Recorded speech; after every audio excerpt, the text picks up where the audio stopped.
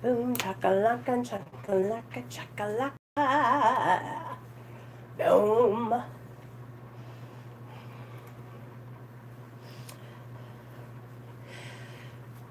Hey guys, what's up? Welcome back to my channel, Real Talk Recovery, where we talk about recovery from addiction, and I share my life with you.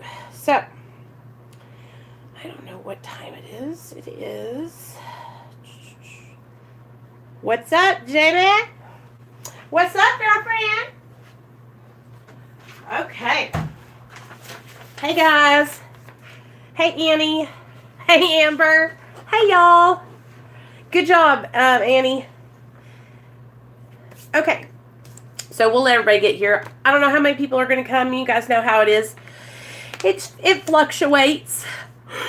Whew, mercy, you guys. I worked my butt off today. Hey, Rob. What's up, Bubba? How you doing? I'm so happy everybody's coming in. Yay. What's up? So, you guys, I want to give you guys an update on the young man I saw yesterday, about the guy I saw that was on the side of the road. So guess what?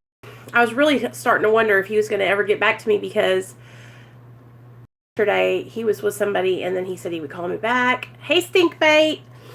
And he never got back to me. So he just called and he is doing okay. He's staying with a friend. A friend's letting him stay there until Friday, but he can't stay past that. So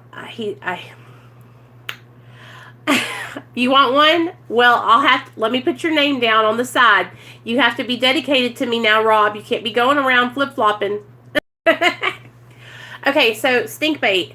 Yesterday when I was out and about with my son, I saw someone on the side of the road on one of the bus benches, and he was sitting there, and he looked like he was nodding out. He looked like he was overdosed, right?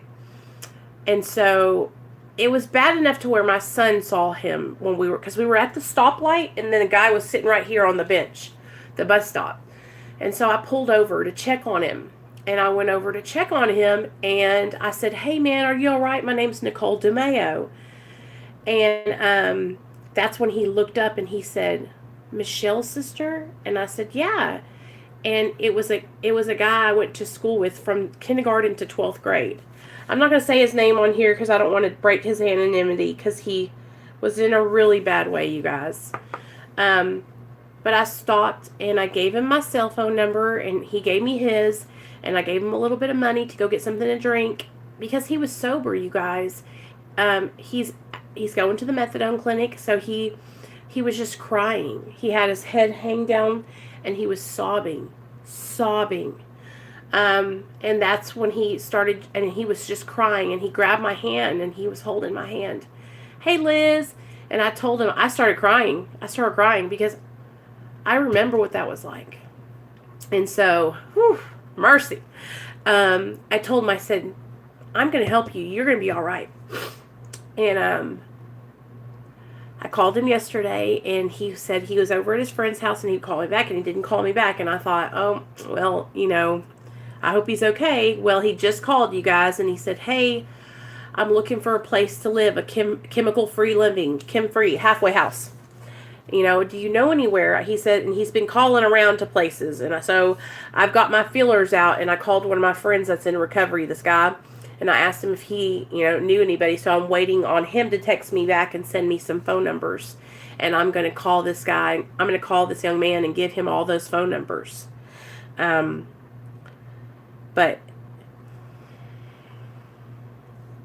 yes. And so I asked him, I said, "Have you talked to your parents?" And he said yes. And he said his parents had just told him, "We are not going to help you anymore. You've got to get yourself up off the ground. You've got to." So he's at that point where the rubber meets the road. You know what I mean? And so it sounds like to me, hey, Krissy, that he hasn't told me his story completely, but I'm sure I'll hear about it by the end of the week. It sounds like he's probably done some things that have, that broke that relationship between his parents and him. But we're going to find him a halfway house to live in. And I told him, I said, the only problem that I think that we'll run into is the fact that you're on medically assisted treatment. And here where I live, you guys, in Arkansas, it's so, people are so behind the times. A lot of these halfway houses won't let them move in if they're on Suboxone or methadone, which I think is complete bullshit. But I do know a couple of places that will. And so I'm going to help him find a place.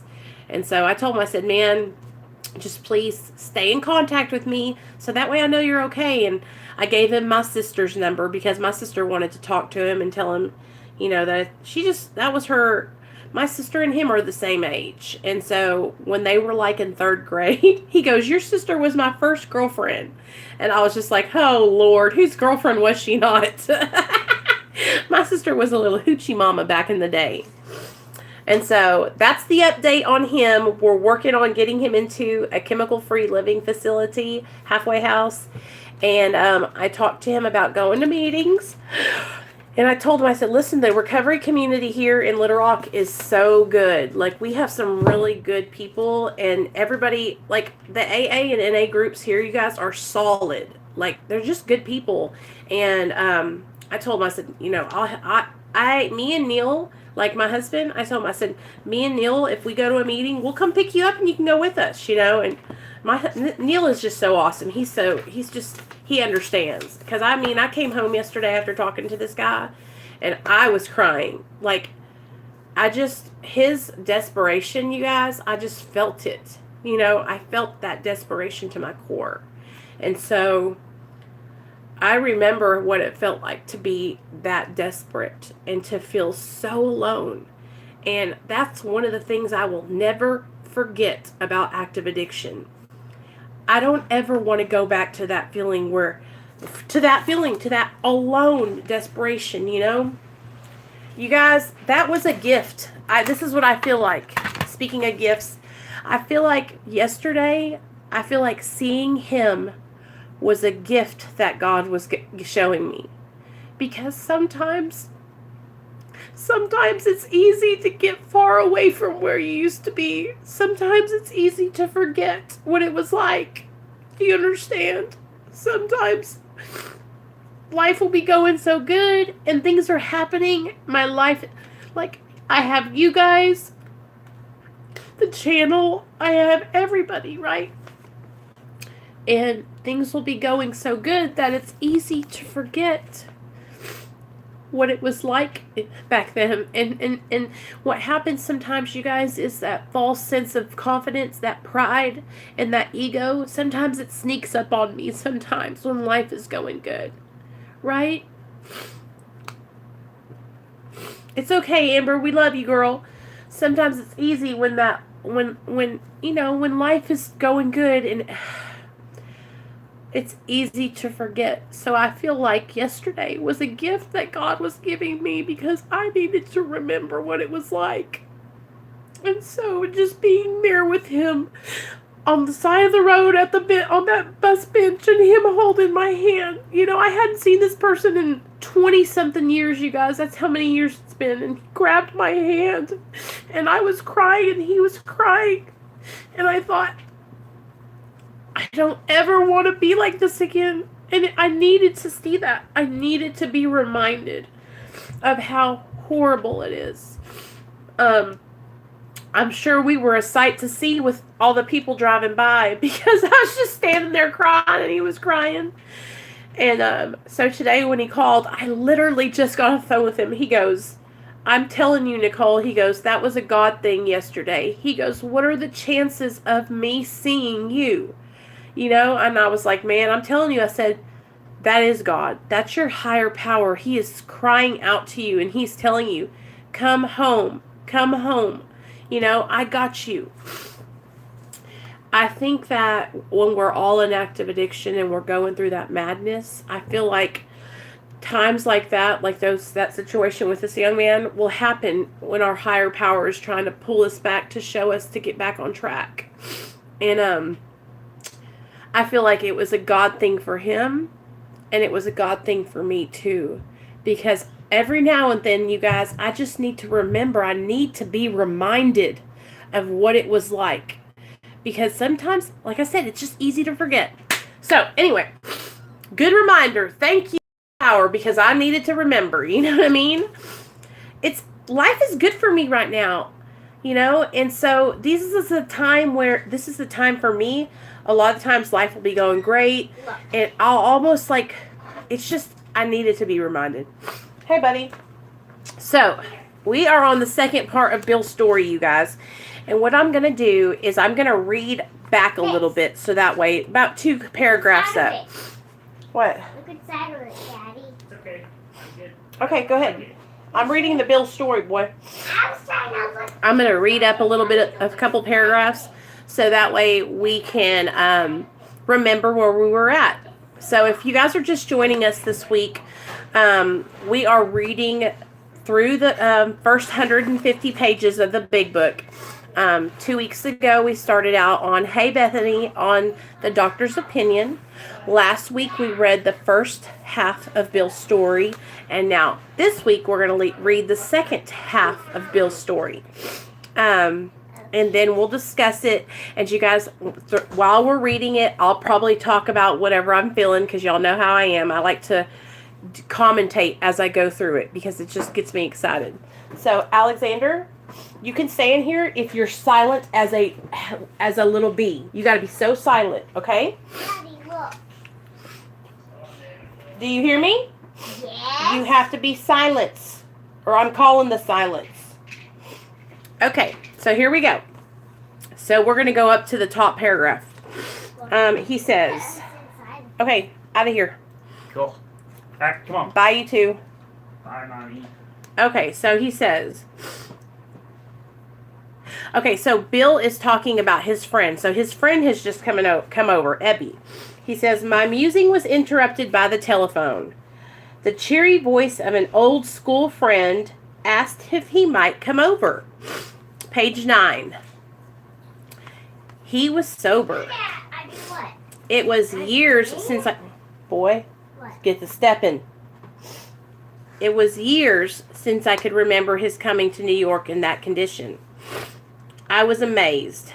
Rumor had it that he had been committed for an alcoholic insanity. I wondered how he had escaped. I don't remember reading this part, but this is hilarious. So he's talking about his friend. His friend just called and said, hey, let me come over and talk to you. I'm sober. I'm sober. And he says that he had gotten put into the insane asylum for having alcoholic insanity. I wondered how he had escaped. Of course, he would have dinner, and then I could drink openly with him. Unmindful of his welfare, I thought only of recapturing the spirit of other days. So he's thinking about how he wants to go back to the old times, and he wants to drink and laugh and have fun. He doesn't care that his friend had just told him that he's sober, that he's not drinking anymore. There was that time we had chartered an airplane to complete a jag. His coming was an oasis. This dreary... Nate, you have got to leave. I'm sorry, this is important. Out. Out. No. Neil, Come on, Nate. take him. Go. Go with your daddy. Nate, go with your daddy. Hold on for a second. No, I want you out of here. Go. Take him. Come on, I'm bud. hanging everything in. Okay. Okay, go. Bye. Sorry, I'm not trying to be ugly, son, but you know what mommy's doing in her class. Okay, and it's important. So go. Bye. I love you. Plus, you got your daddy to hang out with. Okay? Don't.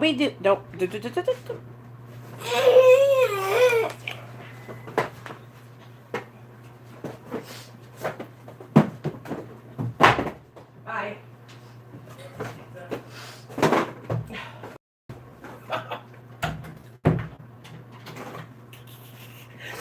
Sorry, guys. He's laying there now like he's dead. Okay, here we go. Unmindful of his welfare, I thought only of recapturing the spirit of other days. There was that time he had chartered an airplane to complete a jag. His coming was an oasis in this dreary desert of futility. The very thing, an oasis. Drinkers are like that. The door opened and he stood there. So, okay, think about it. Do you guys remember, like, maybe when you and your friends used to party all the time, right? And maybe I know this has happened for me. I've gotten sober and then my friends have gotten sober, right? And maybe, like, they were still using or I was still using. And all I could think about was how I wanted to have a good time like the old days, right?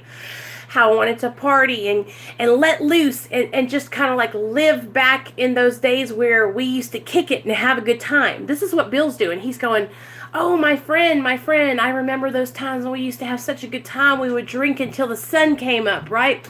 We would get on jets and fly out and just drink all day and all night. And he even says it. He says, unmindful of his welfare. Like, he's sober. He knows his friend is sober, but he's not thinking about protecting Ebby and making sure he doesn't drink around him. He's not even mindful of that. He's thinking of the old days. He's reminiscing, right? So, the very thing, an oasis. Drinkers are like that. The door opened and he stood there, fresh-skinned and glowing. There was something about his eyes. He was inexplicably different. What had happened?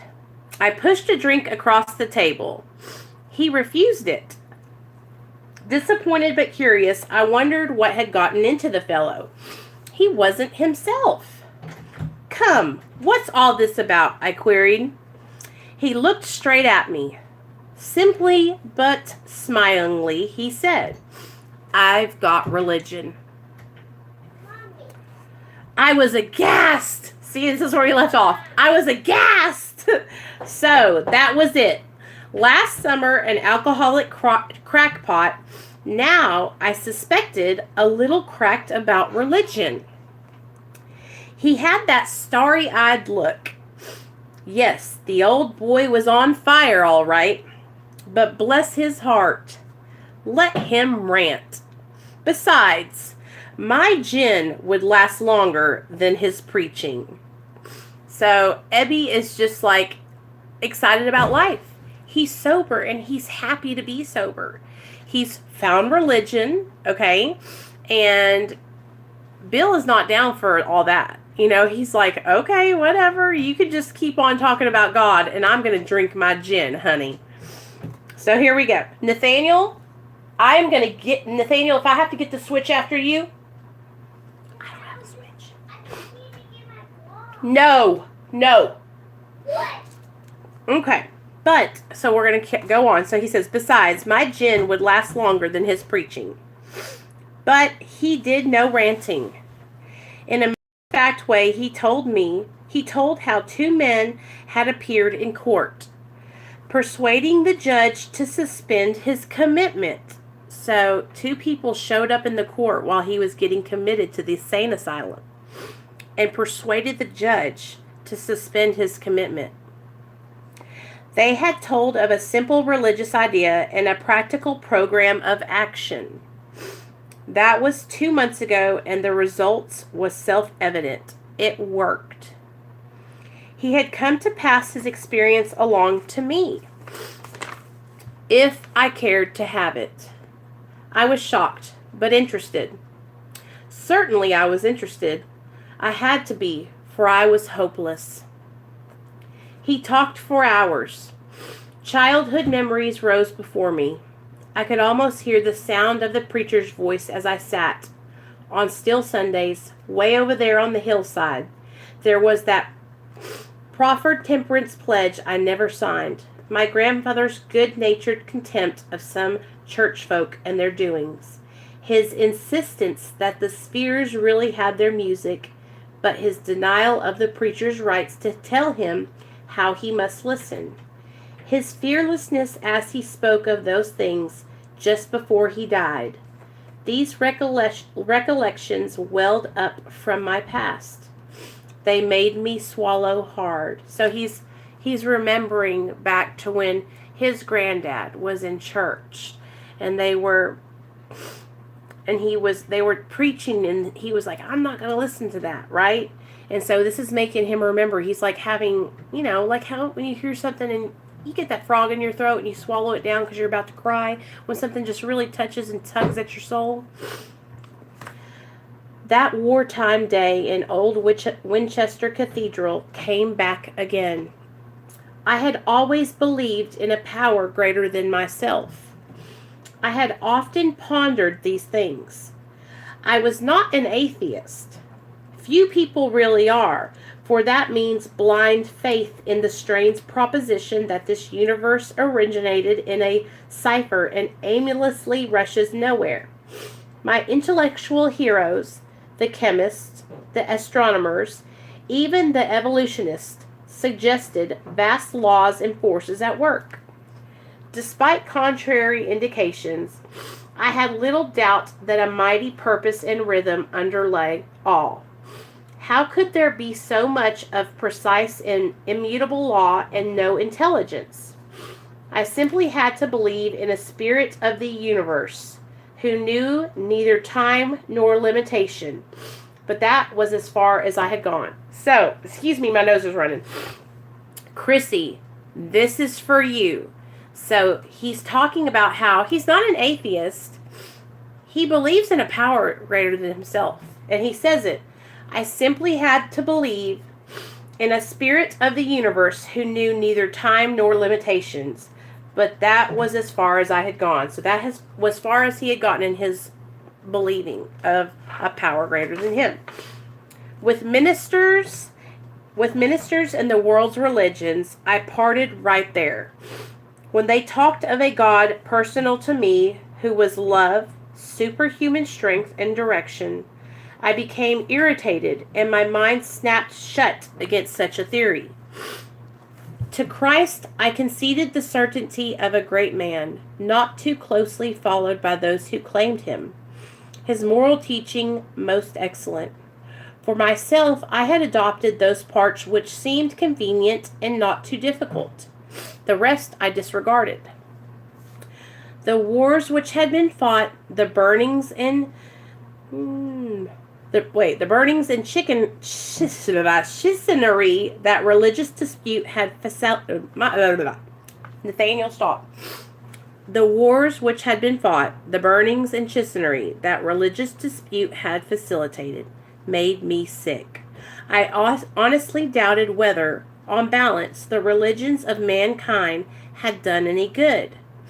Judging from what I had seen in Europe and since, the power of God in human affairs was negligible. Y'all, I don't know why I'm having problems reading. Negligible. The brotherhood of man, a grim jest. If there was a devil, he seemed the boss universal. Okay, so being over in the war, it messed with his faith, right? So he's seeing all these people being killed. He's seeing people dying, bad people. And so he's like, you know what? If there's something that's over the world, it's not God. It's the devil. That's how he feels, right, in the inside. But he knows there's a power that's greater than him. He just stopped there, right? He didn't proceed to grow his faith anymore, right? Okay, if there was a devil, he seemed the boss universal, and he certainly had me. But my friend sat before me, and he made the point-blank declaration that God had done for him what he could not do for himself. That's a good part right there. His human will had failed. Okay, so I know you guys hear me say this sometimes, like, no human power can relieve our addiction. Okay, that's what they say here in this book. They say, no human power can relieve our alcoholism or addiction, right? Okay, doctors had pronounced him incurable. This is what they were talking about, Ebby. They were going to send him away to the alcohol insanity place, to the crazy farm, y'all, to the mental ward, and to lock him up forever. But these two guys came and said, hey, let's give him another chance. Let us get a hold of him. Let us try to help him. And they started sharing with him their stories and sharing with him how they came to know a power greater than themselves. Okay. Society was about to lock him up. Like myself, he had admitted complete defeat. Then he had, in effect, been raised from the dead, suddenly taken from the scrap heap to a level of life better than the best he had ever known. Oh my God, that's so true. Had this power originated in him? Obviously it had not. There had been no more power in him than there was in me at that minute, and this was none at all. That floored me. It began to look as though religious people were right after all. Here was something at work in a human heart which had done the impossible. My ideas about miracles were drastically revised right then. Never mind the musty past. Here sat a miracle directly across the kitchen table. He shouted great tidings. So this is really, this is just like touches me so much, because Bill is seeing the miracle of recovery in his friend. And he's like, there's gotta be something out there that's looking out after us, right? And so that's all that Ebby's teaching him about. Is like, hey man, you don't have to believe in what I believe in. Just believe in a power greater than you, that you believe in. That's your personal higher power, right? But we're going to get to that. I saw that my friend was much more than inwardly reorganized. He was on a different footing. His roots grasped a new soil. Despite the living example of my friend, there remained in me the vestiges of old prejudice. The word God still aroused a certain antipathy. When the thought was expressed that there might be a God personal to me, this feeling was intensified. I didn't like the idea. I could go for such conceptions as creative intelligence, universal mind or spirit of nature, but I resisted the thought of a Caesar of heavens, however loving his sway might be. I had since talked with scores of men who felt the same way. My friend, so here's where it happens. So he's not liking the idea of God. Like, that's just not sitting well with him. So here we go. My friend suggested what them seemed a novel idea. He said, why don't you choose your own conception of God? That statement hit me hard. It melted the icy intellectual mountain in whose shadow I had lived and shivered many years. I stood in the sunlight at last. It was only a matter of being willing to believe in a power greater than myself. Nothing more was required of me to make my beginning. I saw that growth could start from that point. Upon a foundation of complete willingness, I might build what I saw in my friend. Would I have it? Of course I would. Thus was I convinced that God is concerned with us humans when we want him enough. At long last I saw, I felt, I believe. Scales of pride and prejudice fell from my eyes. A new world came into view. The real significance of my experience in the cathedral burst upon me. For a brief moment, I had needed and wanted God. There had been a humble willingness to have him with me, and he came. But soon the sense of his presence had been blotted out by worldly clamors, mostly those within myself. And so it had been ever since. How blind I had been. At the hospital, I was separated from alcohol for the last time. Treatment seemed wise, for I showed signs of delirium tremens. Now remember, last week we looked up what delirium tremens was. And that was like the tremors and the hallucinations, going through detox, going through the withdrawal from alcohol. And then we also looked up the wet brain. There, I humbly offered myself to God, as I then understood him, to do with me as he would. I placed myself unreservedly under his care and direction. I admitted for the first time that of myself I was nothing, that without him I was lost. I ruthlessly faced my sins and became willing to have my newfound friend take them away, root and branch. I have not had a drink since. My schoolmate visited me, and I fully acquainted him with my problems and deficiencies. We made a list of people I had hurt or towards whom I had resentment. I expressed my entire willingness to approach these individuals, admitting my wrong. Never was I to be critical of them. I was to right all such matters to the utmost of my ability. I was to test my thinking by the new God consciousness within. Common sense would thus become uncommon sense. I was to sit quietly when in doubt, asking only for direction and strength to meet my problems as He would have me. Never was I to pray for myself, except as my requests bore on my usefulness to others. Then only might I accept to receive.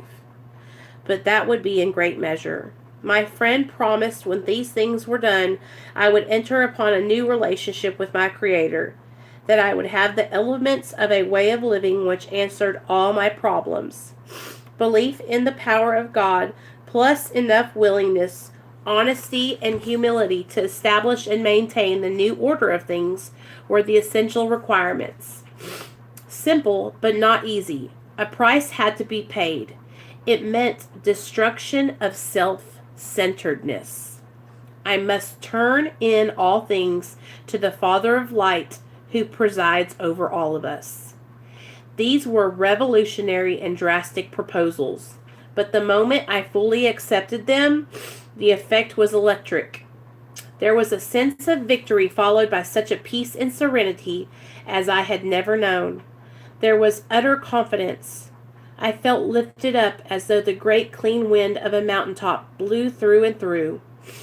God comes to most men gradually, but His impact on me was sudden and profound.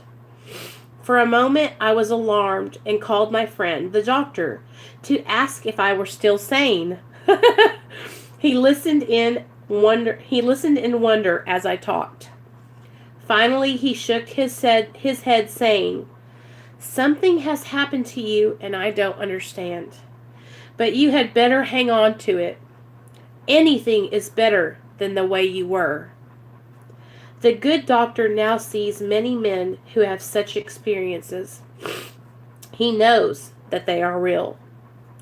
While I lay in the hospital, the thought came that there were thousands of hopeless alcoholics who might be glad to have what had been so freely given to me. Perhaps I could help some of them. They in turn might work with others. My friend had emphasized the absolute necessity of demonstrating these principles in all of my affairs. Particularly was it imperative to work with others as he had worked with me. Faith without works is dead. How appallingly true for the alcoholic. For if an alcoholic failed to perfect and enlarge on his spiritual life through work and self-sacrifice for others, he could not survive the certain trials and low spots ahead. If he did not work, he would surely drink again, and if he drank, he would surely die. When you come out, you're gonna get. Then faith would be dead indeed. Tell you something, Mom. With us, it is just like that. My wife and I abandoned ourselves with enthusiasm to the idea of helping other alcoholics to a solution of their problems. It was fortunate for my old business associates remained skeptical for a year and a half, during which I found little work.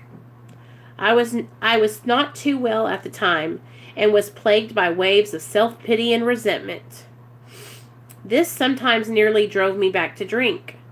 But I soon found that when all other measures failed, work with another alcoholic would save the day. Many times I have gone to my old hospital in despair.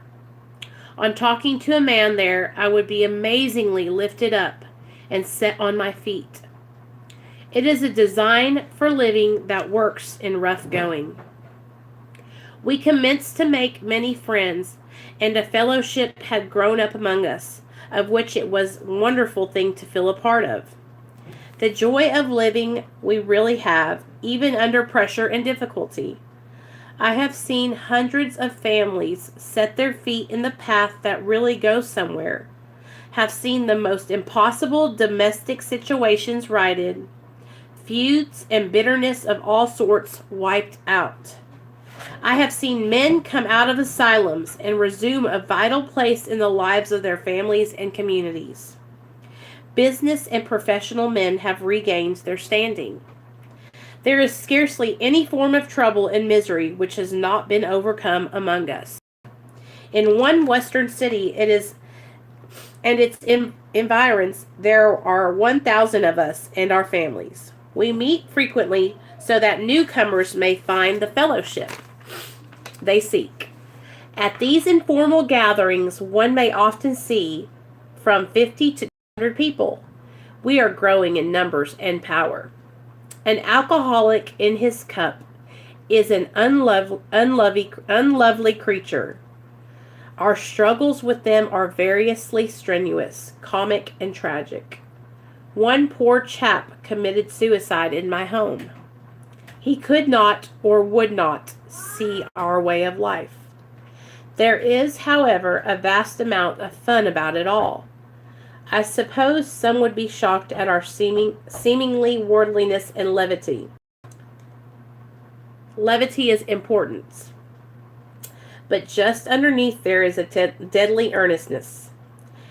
Faith has to work 24 hours a day in and through us, or we will perish. Most of us feel we need to look no further for utopia. We have it with us right here and now. Each day, my friends, simple talk in our kitchen multiplies itself into a widening circle of peace on earth and goodwill to men. Bill W., co-founder of AA, died January 24th, 1971. In 2014, AA is composed of approximately 115,358 groups. So, that's the end of Bill's story, y'all. Nathaniel. What? Well, What, son? I just wanted to get my Get your box. Get your box. everything in here. Okay. So, you better be quiet, little boy. Don't you me. Okay.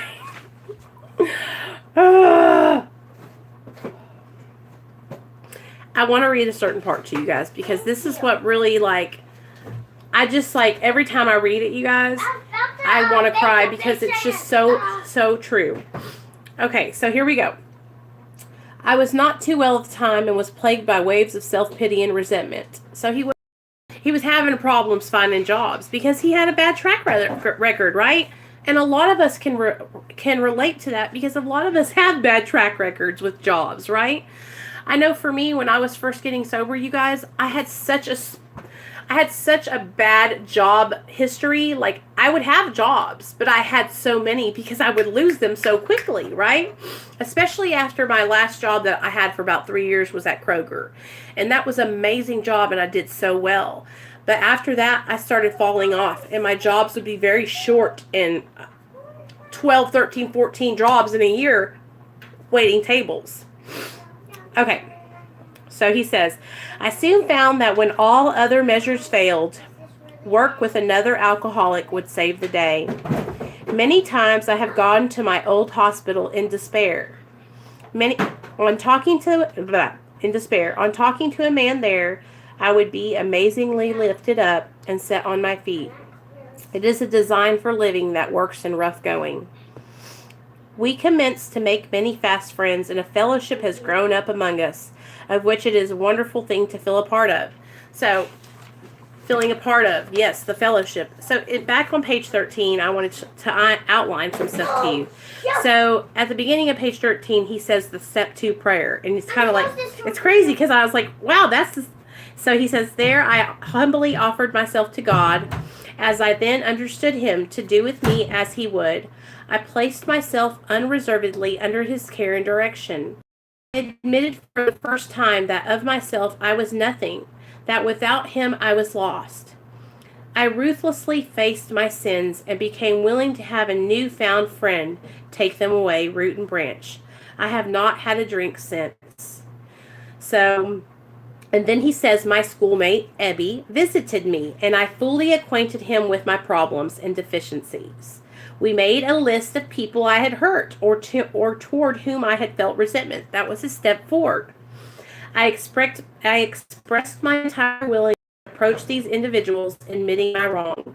Never was I to be critical of them. I was to right all such matters to the utmost of my ability. And then this is why I was telling you, Chris, this is for you. My friend suggested what then seemed a novel idea. He said, why don't you choose your own conception of God? That statement hit me hard. It melted the icy intellectual mountain in whose shadow I had lived and shivered for many years. I stood in the sunlight at last. It was only a matter of being willing to believe in a power greater than myself. Nothing more was required of me to make my beginning. I saw that growth could start from that point. At last, I saw, I felt, I believed. Scales of pride and prejudice fell from my eyes. A new world came into views. It's okay if I have a little paper like that one over there? Yes. So I can make a little house. A little house, yes.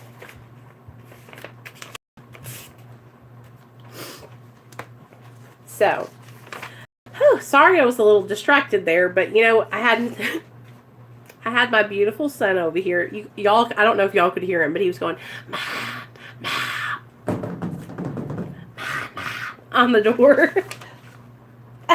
Yes. Okay, so I hope you guys like that. Okay, I love that. I love when I read this story because what it does is it reminds me that it's really that simple. It's not all this craziness that everybody makes it. All you have to do is be willing to believe in a power greater than yourself, whatever that power is to you, right? Your own conception. And it's also a miracle to read about how Ebby was going to get committed. They were committing him, you guys, because he was drinking himself to death. And they thought he was crazy because he was killing himself with alcohol. I mean, and that's probably what people think about us, too, when we're in active addiction. You know, they're probably like, oh, my gosh, these people are crazy. They're killing themselves with drugs, right? And it's like, well, that's what we are. When we're in active addiction, we are not sane. We are out of our minds. You know, we're not in touch with reality. And that's how you know that addiction is crazy like that, because any person in their right mind wouldn't do these things to themselves, right? Oh, so Bill W. died in 1971, and in 2014, 5 years ago, there was 115,000 groups of AA. 115,000. That's a lot. Okay, so it is a lot, baby. So next week, Tuesday, we're going to do There Is a Solution, okay? And I'll kind of give you a little bit taste. So it starts out like this. We of Alcoholics Anonymous know thousands of men and women who were once just as hopeless as Bill. Nearly all have recovered. They have solved the drink problem. So that's how chapter 2 of There Is a Solution starts out. And we will take it slow and we will go piece by piece. And I'm going to bring my highlighter next week so I can highlight stuff. I'm excited. Okay. Let me tell you what addiction brings to you. Addiction brings misunderstanding, fierce resentment, financial insecurity, disgusted friends and employers, warped lives of blameless children, sad wives and parents. Anyone can increase the list. So that's what you have to look forward to tomorrow. Next Tuesday. I'm excited. So, what is everybody up to tonight? Are y'all having a good night? I'm so happy that you guys came and just read the rest of the reading with me. I love having you guys here. I'm super off track today. I don't feel like I'm on my A game tonight. Oh, what's wrong, Sonia? I know. Okay, so this is what I think happened. Okay, so in the very beginning, what I think happened is they were finding alcoholics in hospitals and sanitariums, right? The mental institution. And so that's what was probably happening is they were going in, like, I'm pretty sure that Bill and his friend started going around from hospital to hospital asking the doctor if they could, hey doc, can we talk to these people? We think we might can help them. And the doctors were like, well, we haven't been able to do anything for them. So sure, go ahead, give it a try. Right? And they went in and they sat with these people, right? Alcoholics of the worst kind, you guys, the hopeless kind, right? Like us, hopeless. And they would go in there and they would sit with them and they would tell them, hey, we've recovered from alcoholism and we want to share with you what our addiction to alcohol was like. So they would tell them what it was like, probably when they got drunk, while they were drunk, and what it was like now. And they would share their testimonies with these people and it would inspire them, right? And then they would say, all you have to do is be willing to believe that a power greater than yourself can restore you to sanity. And then they would start working each other through the steps, right? They probably got together, wrote down the steps, and then started working. And imagine at the beginning, there wasn't a lot of people that had gotten sober. So Bill was probably sponsoring like 70 people or something, And I'm pretty sure that Bill didn't even have a year sober before he started sponsoring people. Because, he had to get to work right away. And that's what the thing is. It's like, that's always, you guys, I cannot tell you. If I'm having a hard time, if I'm going through something, if I reach out to someone else, hey, Hannah, I'm so glad you're here. If I reach out to someone else who's struggling and talk with them and try to give them just try to give them some support, you guys. And y'all think I'm over here doing something for real, but I'm telling you, y'all help me. This is what I'm talking about. I love talking to you guys because you guys help me stay sober. That's how serious I am. Like, I'm not just saying that. Like, it's the truth. I could be going through the worst situation. I could be in the worst depression, right? I could be having the hardest day. I could be so angry. And I can come on here and I can share with you guys and I can talk with you guys and I can hear from y'all. And I feel better. Every night when I do a video here and I sign off, I literally feel like I just left church. I feel like I just have all this amazing spirit running through me. Yes, and that's what it does, you guys. And also, when people are struggling in addiction, just think about how you can be somebody's light in a darkness, I don't believe in enabling people or giving them money, because did you guys watch her opiate fixes video today about how to help a drug addict? And he was like, don't give people money. Don't give them money. But I do believe being here for them, listening to them, supporting them. You can give the people money if they don't have any money. That's right. And what do we do to help people who are struggling, Nate? Tell them. We sit and what do we do? We sit and I don't know. We talk to them. And we try to help them, huh? Yeah. Because some people have problems and they just are sad and they need support, huh? And we don't want anybody to be sad. We want to try and help people whenever we can. Because that's the right thing to do, huh? After you go in the door, next time when you close the door on me, I'm putting a big giant lock on the door, and when you walk through, you're going to fall through and you're going to get dead. Oh, well, thank you. Do you hear him? He's setting a booby trap for me, y'all, because I locked the door on him. He's mad at me because I locked the door. Baby, I'm sorry. I didn't mean to upset you. I just wanted to get my blocks. Well, you got them now, didn't you? I love you. All right. Look at my houses. Those are some good houses right there. So anytime I'm going through something, And that's one of the things that I learned from my sponsor is to help others. She says, okay, you know, are you in self-pity? Are you feeling bad for yourself? Reach out and do something for someone else, you know?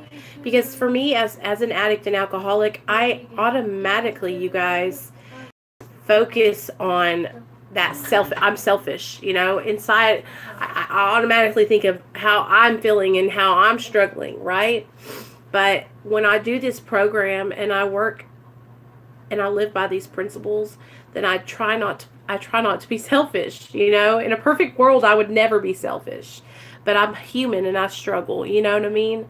I just always want to inspire you guys to, you know, try new things. And if you haven't gotten into a program, I want you guys to try, you know? If it's not A or NA, I want you to try Celebrate Recovery, or try that Refuge Recovery or Smart Recovery. I just want you guys to have that support, you know? And I think it's really, really important to have support. It has changed my life, you know?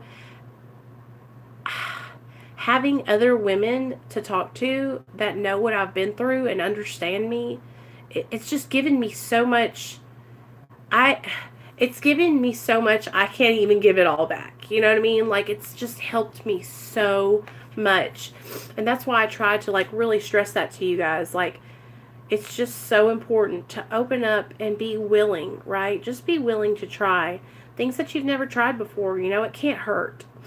You know, I don't want you to go out and do anything that you're uncomfortable with, but I would love it if all of you guys would try to just do one meeting or one program that you haven't tried before, whether it be AA or NA, or, like I said, Celebrate Recovery, or one of those other programs, because I just want you guys to have support.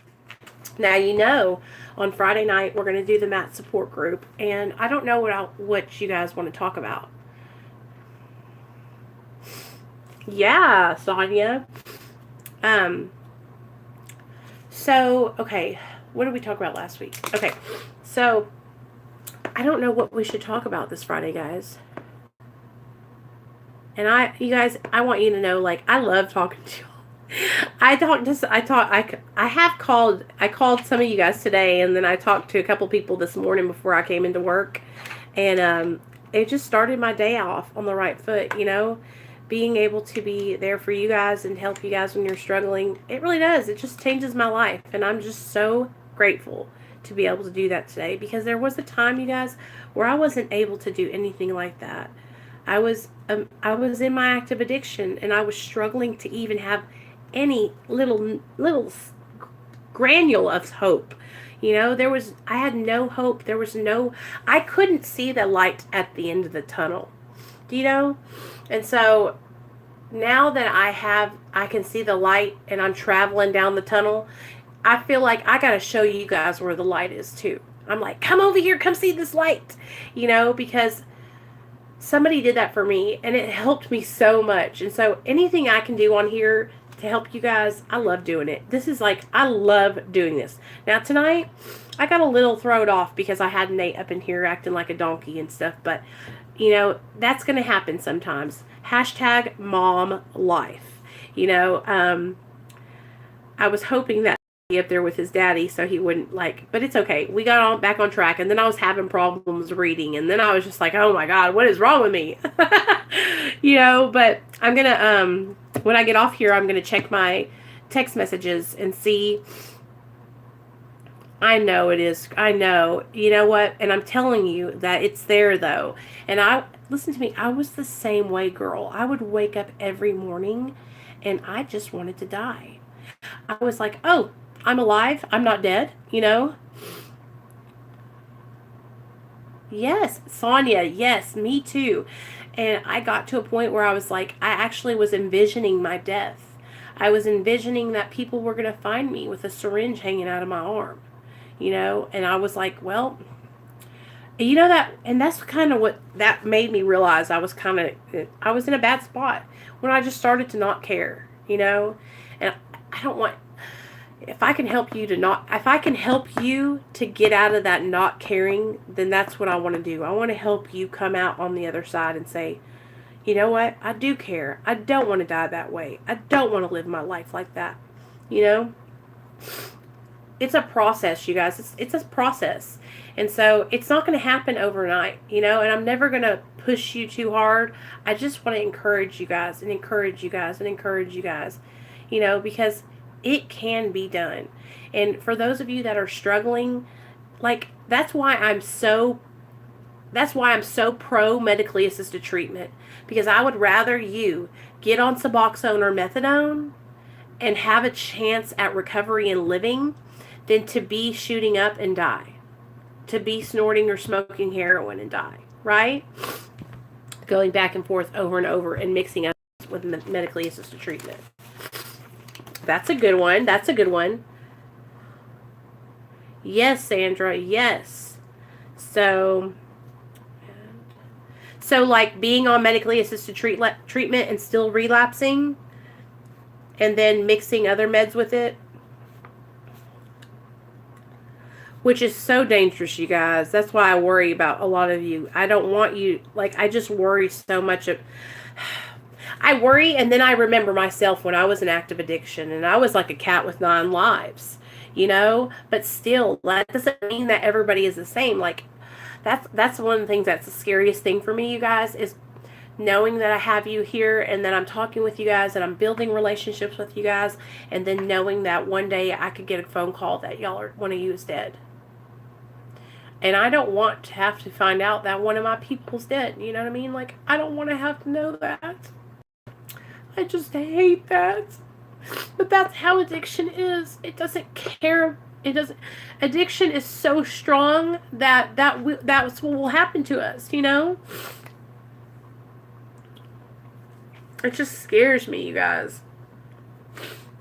But I'm gonna tell you, since I've been doing videos, I haven't lost anybody from my subscriber base, but I have lost many people from social media, on like friendships that I had on Facebook and Instagram. Like, come back and I'll go to check on people and they'll be gone, you know? I'm glad you did too, Sandra. And you guys, like, I am so proud of each and every one of you who are doing your program and staying on your medication. And that's what we'll talk about, Krissy. We will talk about mixing other medications with our medication and relapsing and doing the dance. Listen, you guys, and I'm gonna look up some stuff and everything. I've done the dance before, not since I've been on medically assisted treatment. Hey, Jason, that's okay. Not since I've been back on medically assisted treatment, but I've done the dance, you know. And here's the thing: this is how I look at it.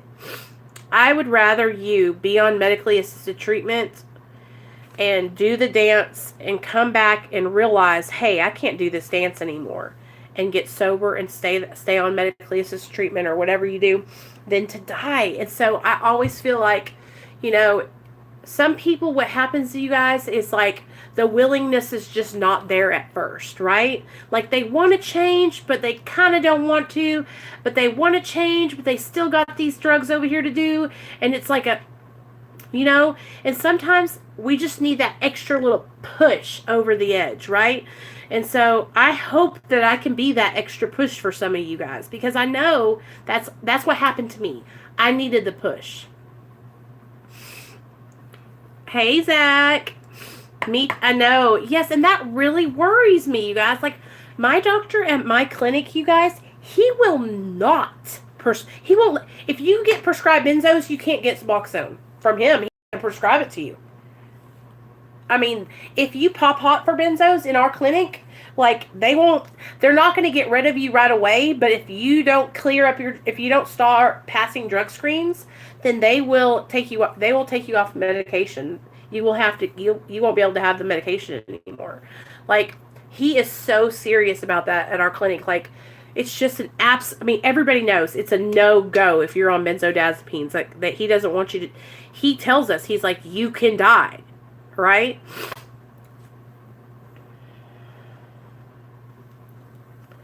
Hey, Jason, we finished the story from last time. Oh, yeah, we did. That's a good doctor. He is amazing. And you know what? I was actually thinking, and I've tried this before, but my doctor is so busy all the time. He, like, runs the whole clinic, right? but he has like doctors underneath him. And right now I've been seeing one of the doctors that's underneath him because I'm on quarterly, you know? And so I was thinking that when I go in for my appointment this week that I'll take my camera with me and I'm going to ask the doc if he'll talk with you guys. Because he knows about my channel, y'all. He knows about my channel. He recommends it to the people in the clinic. I mean, like, they know me. They could be watching right now.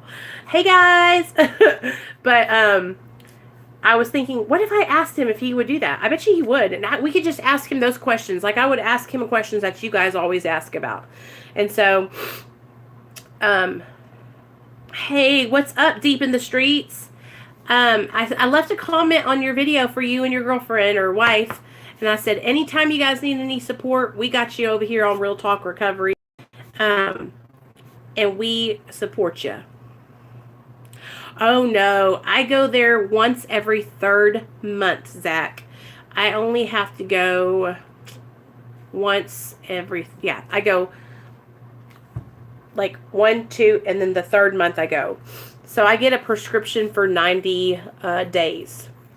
But my prescription only gets filled every 30 days. So he gives me a prescription, I get it filled, and there's 2 more refills on that. And then I go back. So I only have to check in with him once every 3rd month. Sonia, and I know. Well, I worked up to that. I used to have to go once a week. And that's, you guys, like, I worked up to that, and I, like I said, I was passing drug screens. I was, you know, showing an eagerness to do my recovery.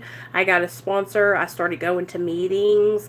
I would come in and talk with my counselor about, you know, all the ways I was trying to change my life, and I've really worked hard on the inside, you guys, because that's what it's all about, really. When you're in recovery from addiction, you guys, and you're trying to get your life back together, it's all working on behaviors, right? And the way we think, okay? It's like, for the longest time, I used to think that getting high was cool. I used to think that getting high was where it was at. But now that I'm sober, or now that I've changed, right, my perception, and I started seeing life for what it really was, a hot mess. I started seeing my life because it was just like, I was falling apart, you guys. And I just didn't want to live like that anymore. You know what I mean? Oh, she's on methadone. She's on methadone. Thank you so much for...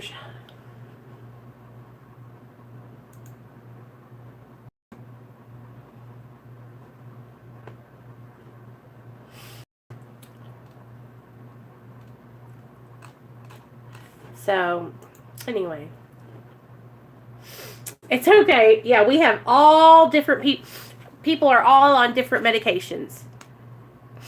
And we support that here on my channel, you guys. And I want you guys to all know, like, I love y'all. I support you guys. I want you to succeed.